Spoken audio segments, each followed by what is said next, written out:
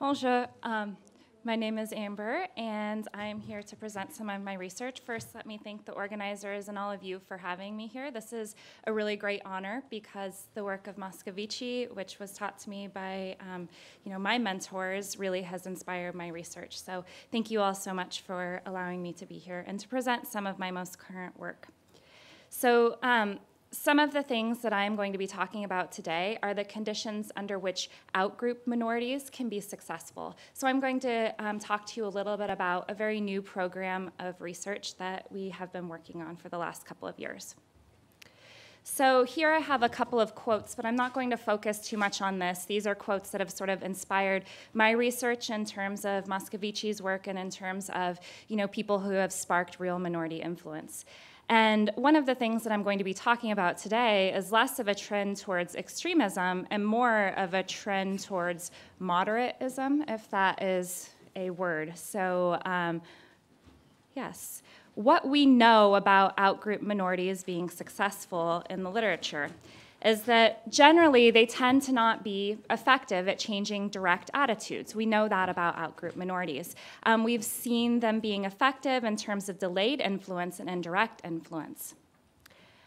In-group minorities, which we know from the literature, tend to have an effect on delayed and indirect influence as well. And then from my own training, my training was in the social identity perspective. From my training and some of our research, we've demonstrated that in-group minorities can really be successful at changing attitudes if they can compare themselves to an outgroup and basically provide maybe a more polarized version of an in-group prototype to allow people to separate themselves from an outgroup position. So we thought this was kind of interesting. We thought that the way in which minority groups can potentially use social categorizations is very interesting, how in-group minorities have been quite effective at doing that. This brought us to the question, can outgroup minorities do the same thing and have the same effect by using other outgroup minorities as a source of comparison? So basically, can they make an other out of another? Which is kind of a bizarre question to ask, but that's what we did. So going back to what we know and what some of the speakers have already talked to us about is that conflict is at the root of influence. And so we know from some of the research, bringing in people's meaningful social categorizations and social identities is very important, because merely agreeing with an opinion or taking on an opinion or an attitude can tether oneself to a specific identity. So if I am willing to take on the attitude of a minority, I'm almost necessarily tethering myself to that minority position. And that can be quite threatening to some people.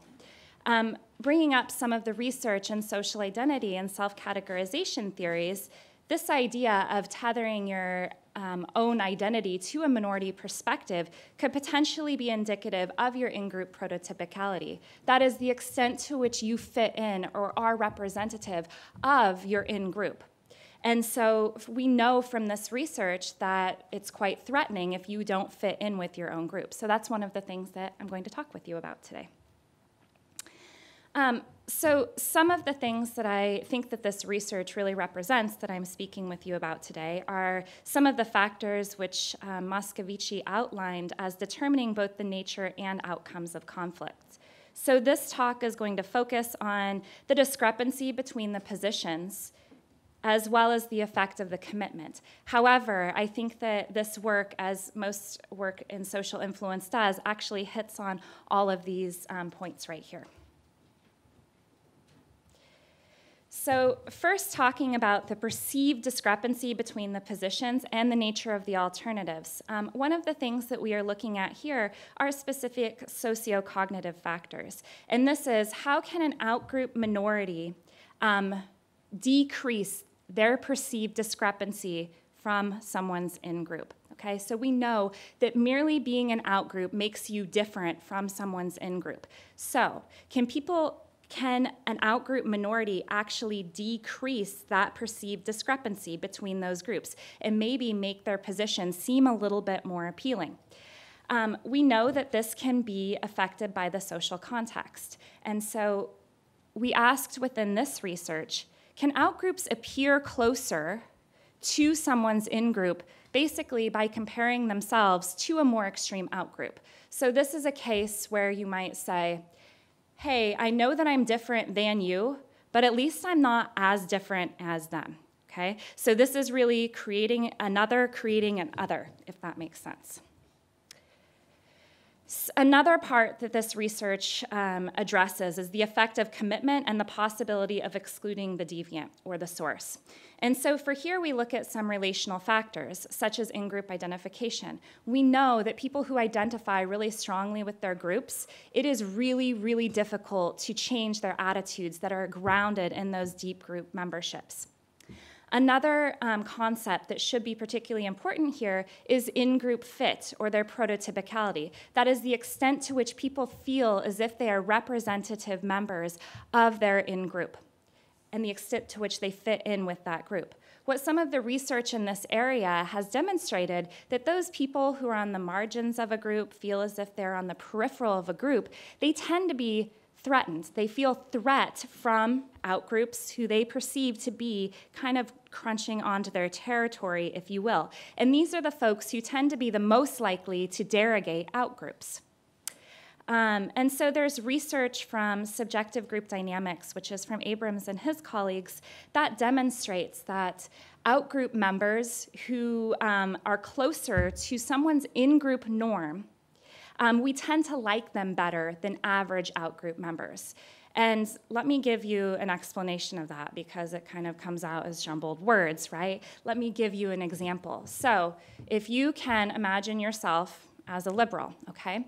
And you are viewing an outgroup position, a conservative position, okay? So you might say that most conservatives believe, and I'm probably using an American context here, that most conservatives believe abortion is not okay. In any form, abortion isn't okay. But you might witness a conservative who says, well, there are some instances. In general, abortion is not okay, but there are some instances in which abortion's okay, such as when there's a threat to the life of the mother, okay? So you might say, when you look at that outgroup position, it's still different than yours, but the one that says there are some conditions which it's okay, so they don't fall in line with the rest of their group's norm, we actually like them a little bit better. Even though they're not like us, we like them better than the rest of their group because they're more supportive of our in-group position. So what I did was, and what we did, is we conducted some research in this area. And we really looked at contrasts between groups. So we had groups, our first two studies focus on political groups in the United States. So we look at Democrats and conservatives. This first study looks specifically at, can Democrats, which is a more liberal group in the United States, can they affect Republicans' perceptions of them in kind of an intergroup context? And so we asked, how do contrasts amongst Democratic outgroup factions affect Republicans' perceptions of moderate Democrats? Okay? So that is, if I'm a Democrat and I'm trying to influence you, a conservative, can I say, hey, at least I'm not quite as far out there, far to the left, as perhaps this socialist. And so in the United States, a socialist would be a little bit further to the left. So I'd like to give you just a little bit of a rundown of this study. On this study, we only looked at Republicans, okay? So it was important for us to just look at Republicans. And we measured Republican prototypicality. That is the extent to which our participants believe that they fit in and are representative of their Republican group. Thought that was the 5 minutes already. Short 5 minutes. So then we gave our participants an outgroup manipulation. And rather than me telling you the outgroup manipulation, which is what I did in the paper that I provided, I'm going to show it to you because it makes a lot more sense if I show you that manipulation. So I'll do that in just a second. We then gave participants our manipulation checks. And then in this study, we merely measured how close Republicans felt to the source group, okay? And that source group was Democrats. So here is an example of what an extreme moderate contrast looked like in our study, okay? So this is where I'm a moderate. We told our participants that they were reading a message from a small, moderate group of Democrats. And this message was on immigration, okay? And so as you can see by looking up here, we provide our participants, who are all Republicans, the mean at which Republicans stand on this. So that would be more conservative than to where our source group, those moderate Democrats, stand. But we also, so that was the source group, but we also provided them one extra bit of information. In this extra bit of information, we just merely told them that socialists in general, their mean is even further to the left than those moderate Democrats. So we only provided that, and this is the extreme moderate contrast condition. So just to tell you about what the moderate contrast condition would look like, here, as you can see, the Republican mean that we provided participants in this condition is the exact same. However, in this condition, the moderate Democrats' mean is also the exact same as it is in the other contrast condition. However, the only difference here is that there are no socialists present, okay? So that comparison between that extreme outgroup is not present in this condition. So I gave you a little bit of a rundown of our independent variables here. Our primary dependent variable is this inclusion of the other and of self. So the extent to which I view this outgroup source as overlapping with my in-group, which is Republicans in this case.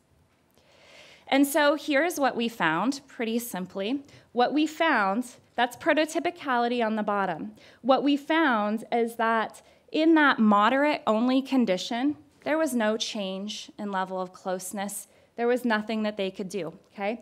However, in that moderate extreme contrast condition, that's where the socialists were present, what you see is that an increase in closeness to the outgroup as prototypicality increases. And that difference in the high prototypicality bit is statistically significant. So that provided us some amount of support for the hypothesis that you see an increase in closeness, okay, as prototypicality increases and in that moderate extreme contrast condition.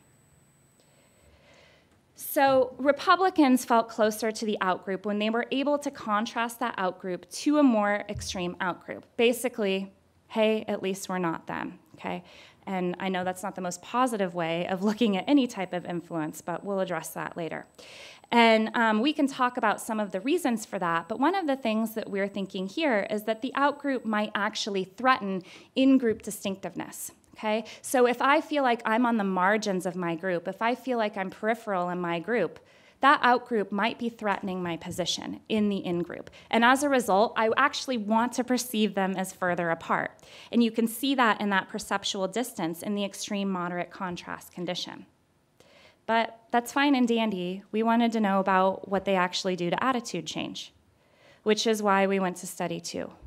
And in study 2, and I do a lot of research on looking at Republicans and Democrats, and I like to equally pick on them both. So in this study, we looked at if we could change Democrats' attitudes as opposed to Republicans' attitudes. So our target group here was Democrats' attitudes, and we asked how do contrasts amongst those Republican group factions affect moderate Republicans' abilities to change Democrats' attitudes. And so our procedure was pretty similar here, except we pre-tested attitudes. And then we measured Democrat prototypicality, which is what we did in the first study with those Republicans. We gave our outgroup manipulations, and so this was the exact same with one addition, which I'll show you. And then we post-tested attitudes. This is the only difference. So in this study, we actually had 3 outgroup conditions. And so the other 2 were as you saw in the previous study. But in this one, we wanted to just have, as a comparison group, only an extreme group. So in this case, the moderate source group was a small group of moderate Republicans, and the extreme group was the Tea Party, which in the United States would be a little bit further to the right than your kind of average run-of-the-mill Republican, okay? And so in the extreme-only condition, what we have is only the presence of the Tea Party. All of the other conditions were the same. And so we can talk about the attitude that we were trying to change. I'll talk to you more about that later because it's the same attitude that we use in the next study.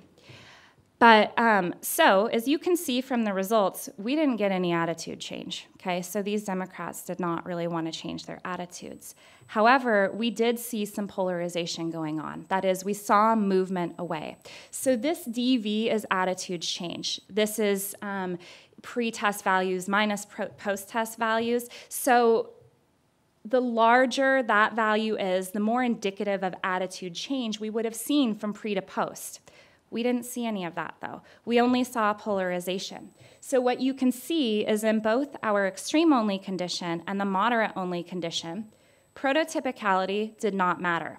However, our peripheral group members or our participants who were lower in prototypicality, they actually polarized away in only that extreme moderate condition, okay? So once again, that seems to be looking as if they might feel a little bit of threat from that condition, potentially moving away.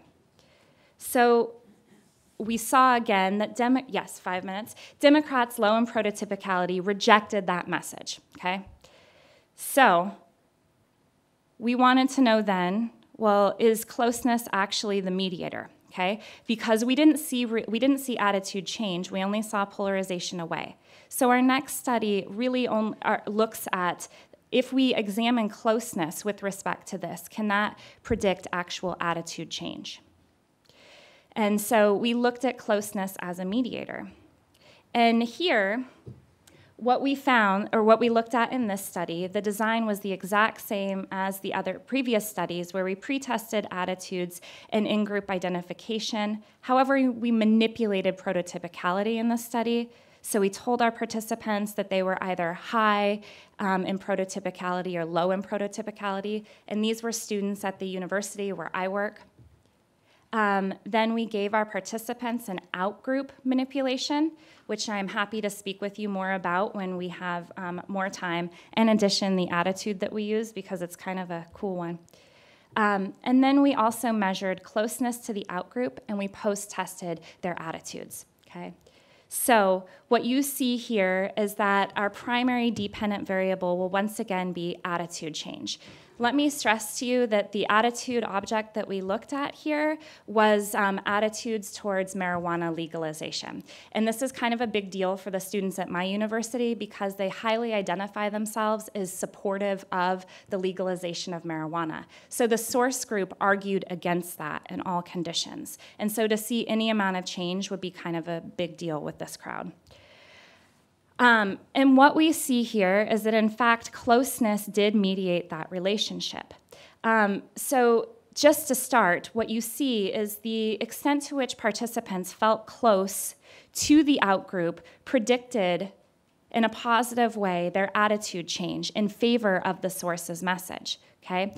But if you look at just the direct effect, and here we considered their level of identification with their in-group as students at our university, if you only look at that direct effect, the identification by prototypicality by contrast, that direct effect on attitude change is only significant amongst the low identifiers. And you see the exact opposite of what we predicted. You see that peripherals change their attitudes more from the moderate extreme than the extreme only. That's not what we predicted. But when you look at the indirect effect, and once again, this was only among the low identifiers. We couldn't hit the high identifiers in this study. We saw that prototypical group members felt closer to the outgroup in the moderate extreme condition. And that is what predicted closeness to the outgroup, which is what predicted attitude change. So to wrap up quickly, what we think that this demonstrates is that comparisons among multiple outgroups can decrease the perceived discrepancy between outgroup and in-group positions.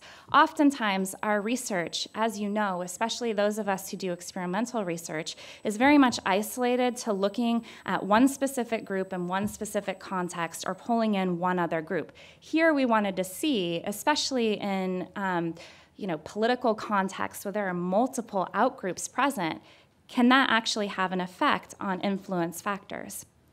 And we also see a potential increase in the positivity of an outgroup's alternative message as a result of making this outgroup comparison to another group that's more extreme. For those relational factors, Yeah, we weren't shocked. We didn't get the high identifiers to move. So that's something that we could look at in the future. In-group prototypicality we found is really important here, and this is something that we think is important to change. And if you are looking at changing someone's attitudes, it might benefit you to actually start by making them feel comfortable with their own fit within their group. And that's what this research is suggesting. And in addition, this might affect the possibility of excluding the deviant. And this is going to be particularly likely from those who feel peripheral within their group. So I don't want to go too far over time, but I'd love to answer questions about this later because we have a lot more questions on this. Anyways, I'd like to thank all of you and my collaborators, one of whom is here. So thank you, Bill, for coming. And thank you so much.